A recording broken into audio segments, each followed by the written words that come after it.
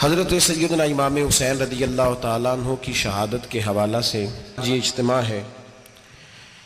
امت مسلمہ کچھ آزمائشوں کا شکار ہے، کچھ ہمارے ذہن اس طرح کے ہو گئے، عام آدمی سے لے کر بڑے آدمی تک کہ کوئی بات بڑی جلدی ہمارا ذہن قبول ہی نہیں کرتا۔ کسی دوسرے کی طرف جانا یا کوئی اور بات کرنا یہ تو بڑی لمبی بات ہے، عام جو سادی باتیں ہیں وہ بھی ہمارے ذہن مشکل سے قبول کرتے ہیں، چونکہ شکوک اتنے ڈال دیے گئے ہیں، شک اتنا پیدا کر دیا گیا ہے، تفریق اتنی ہے، بدگمانی اتنی ہے، بری سوچ اتنی زیادہ ہے، بڑی مشکل ہے لوگوں کا کچھ چیزوں کو قبول کرنا۔ ہم لوگ جو ڈیوٹی کرتے رہتے ہیں تھوڑی تھوڑی، تو ہم اصل میں اذان دیتے ہیں، صرف اذان دیتے ہیں کہ چلو بتا دے لوگوں کو کہ نماز کا وقت ہو گیا ہے، باقی اس سے زیادہ ہم اپنی حیثیت نہیں سمجھتے۔ اذان دینا ذمہ داری ہے، تو اللہ تعالیٰ جب تک موقع دے گا اذان ہوتی رہے گی۔ کچھ لوگ صحابہ کے بارے میں کمزور جملے بولتے ہیں، غلط باتیں کرتے ہیں، کچھ اہل بیت نبوت کے بارے میں غلط باتیں کرتے ہیں۔ یہ صرف سنی ہے جو حق چار یار کا نعرہ بھی کھل کے لگاتا ہے، اور یہ نعرہ حیدری یا علی بھی کھل کے لگاتا ہے۔ یہ اللہ نے صرف ہمیں مقام، وہ الگ بات ہے کہ ہم لوگ سننے کو تیار نہیں، سمجھنے کو تیار نہیں کہ اللہ نے ہمیں مرتبہ کتنا عطا فرمایا ہے۔ یہ صرف ہماری امام حسین کی شہادت کا کچھ تھوڑا سا پس منظر۔ شہادت ہمارے ہاں بیان ہوتی ہے اس انداز میں کہ لگتا ہے کہ کسی مظلوم بندے کو کسی نے پکڑا ہوا تھا تو وہ سارے اسے مار رہے تھے اور وہ منتیں کر رہا تھا کہ مجھے نہ مارو، اتنی ہائے ہائے کی جاتی ہے کہ محسوس ہوتا ہے کہ امام علی مقام بڑے پریشان تھے کہ کسی طریقے سے، اور ان کا خاندان بڑا تکلیف میں تھا کہ جلدی کہیں کربلا سے نکل جائیں۔ حالانکہ اس دھرتی پہ، اس کائنات پہ صبر، شجاعت، استقامت اور حوصلہ جس سے کائنات سیکھے گی وہ صرف امام حسین ہی ہے۔ اتنے بڑے صابر آدمی کے بارے میں اس طرح کا رویہ اختیار کرنا کہ وہ تو گویا اس طرح کر رہے تھے کہ بس کسی طریقے سے میری معذرت، تو یہ امام حسین کی مظلومیت سنا کے لوگوں کو اس طرح کا کر دیا جاتا ہے، یہ انداز بتایا جاتا ہے کہ شاید واقعہ کربلا رونے دھونے کا نام ہے، حالانکہ بات یہ نہیں ہے۔ یزید کی لشکر جو امام حسین کے مقابلے میں آیا، امام حسین کے لشکر کی تعداد 72 تھی، تو یزید نے 22,000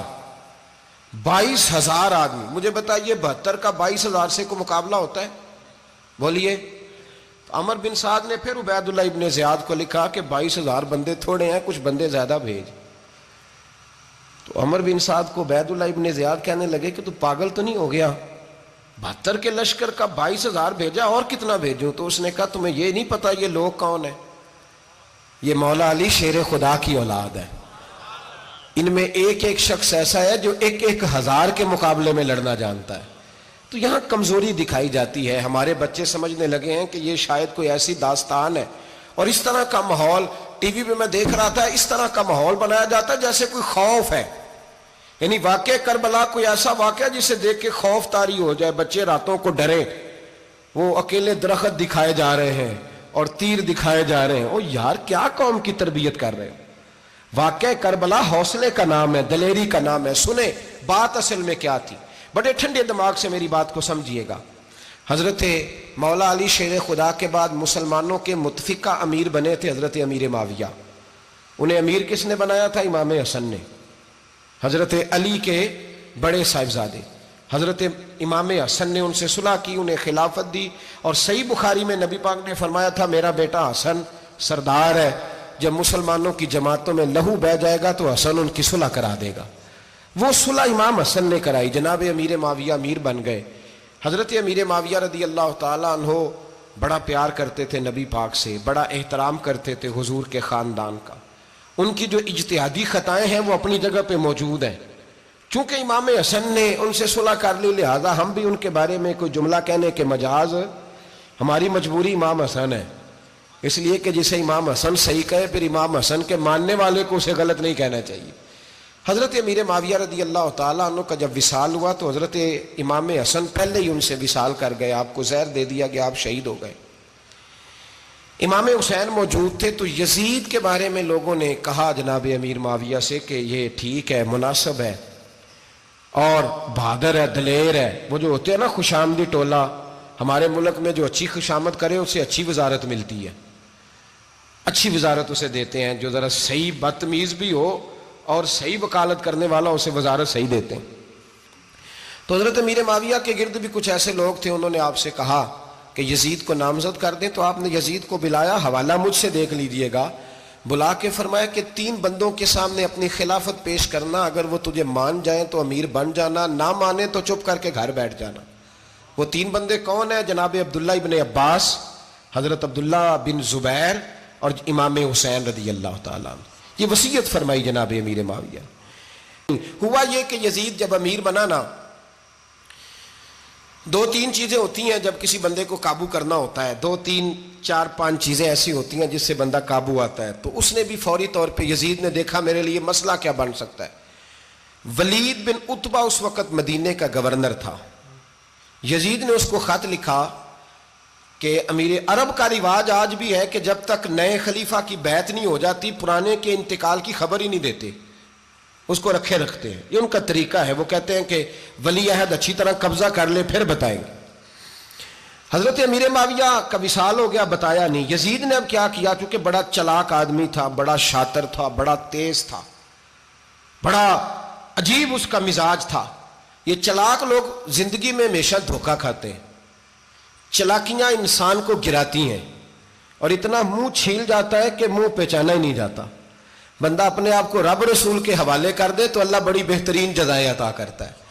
یہ لوگ تیزی دکھاتے ہیں بعض. تو یزید بھی تیزی دکھانے والا تھا. اس نے ولید کو خط لکھا کہنے لگا کہ فوری طور پہ عبداللہ ابن عباس کو بلاؤ اور اسے کہو میری بیعت کریں. یہ جو بیعت ہوتی تھی نا، یہ بھی سن لے کیا ہوتی تھی. یہ بیعت حلف ہوتا تھا. حلف کہ میں اللہ رسول کے نام پہ حلف دیتا ہوں کہ میں یزید کی اطاعت کروں گا، میں اس کے خلاف کوئی بغاوت نہیں کروں گا. یہ بیعت لوگ سمجھتے ہیں کہ بس ہاتھ پکڑنے کا نام بیعت تھا. اس بیعت کا متبادل جمہوری ملکوں کے اندر ووٹ آیا ہے، اس کا متبادل لفظ. تو کہا بیعت کرے. حضرت عبداللہ ابن عباس کو بھی بلاؤ، عبداللہ بن زبیر کو بھی بلاؤ، امام حسین کو بھی بلاؤ. امام حسین آدھی رات کے وقت بیٹھے تھے مسجد نبوی میں، چونکہ 5 نمازوں کی آپ امامت کرتے تھے. ہن اللہ خیر کرے جڑا نماز پڑھائے ہو مولوی، تو جڑا ٹل پائے ہو پیر، جڑا مہینہ نہ نہائے چھوٹا پیر، تو جڑا 6 مہینے نہ نہائے ہو بڑا پیر. کہتے بابا پہنچے ہیں، کڑے چھڑے جو پہن لیے. بھائی امام حسین تو نمازیں پڑھاتے تھے، مولا علی تو نمازیں پڑھاتے تھے، مسجد کے خطیب تھے. اب اس کو تو مولوی کہہ دیا جاتا ہے بیچارے کو. تو ملنگ کون ہوتا ہے جی؟ کہتے جڑا کپڑے کٹ پائے. کیا تماشا ہے، قوم جدھر دل کرتا ہے نکل جاتی ہے. امام حسین نماز پڑھا کے عشاء کی بیٹھے تھے جناب عبداللہ بن زبیر. عبداللہ بن زبیر کون تھے؟ یہ نبی پاک صلی اللہ علیہ وسلم نبی کے پوتے تھے اور جناب صدیق اکبر کے نواسے تھے. حضرت عبداللہ بن زبیر اور جناب زبیر بن عوام عشرہ مبشرہ صحابی ہیں، ان کے بیٹے تھے. بہت زیرک آدمی تھے. یہ بھی امام حسین کے پاس بیٹھے تھے. عبداللہ ابن عباس بھی تھے جو حضور کے چچا کے بیٹے ہیں، اس امت کے پہلے مفسر ہیں قرآن پاک. یہ لوگ بیٹھے تھے. تو ولید نے ایک بندہ بھیجا، اس نے آ کے کہا جناب آپ کو گورنر صاحب نے بلایا ہے. تو عبداللہ بن زبیر کہنے لگے حسین اس وقت بلانے کی بات سمجھ میں نہیں آئی. تو امام حسین بڑے بصیرت والے تھے، اللہ نے بصیرت دی تھی. کہنے لگے عبداللہ آپ کو سمجھ نہیں آئی، مجھے سمجھ آ گئی ہے، امیر معاویہ وصال کر گئے اور یہ ہمیں جو بلایا گیا ہے نا، یہ یزید کی بیعت کے لیے بلایا گیا ہے.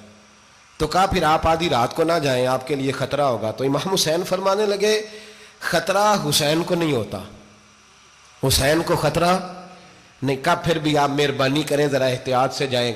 تو جناب عبداللہ ابن زبیر نے، عبداللہ ابن عباس نے 14 بندے نیزے دے کے، تلواریں دے کے امام حسین کے ساتھ بھیجے اور کہا کہ امام حسین اگر اس نے کوئی غلط ملت بات کی نا، زبردستی بیعت کرنے کا کہا، تو آپ بس کوئی ایک بات اونچی آواز میں کر دینا، یہ سپاہی پیچھے آ جائیں گے. امام حسین ان 14 بندوں کو لے کے گورنر ہاؤس پہنچ گئے. جب آپ وہاں پہنچے اس نے بتایا، اس نے کہا جی حضرت امیر معاویہ انتقال کر گئے اور آپ نے یزید کی بیعت کرنی ہے. تو امام حسین فرمانے لگے میں چھپ کے بیعت نہیں کروں گا، مجمع لگاؤ، جمعے والے دن اعلان کرو. جو طریقہ ہے حضرت ابوبکر صدیق کا، جو طریقہ ہے حضرت عمر فاروق کا، جو انداز حضرت عثمان غنی کا ہے، جو مولا علی کا ہے، سر عام اعلان کرو.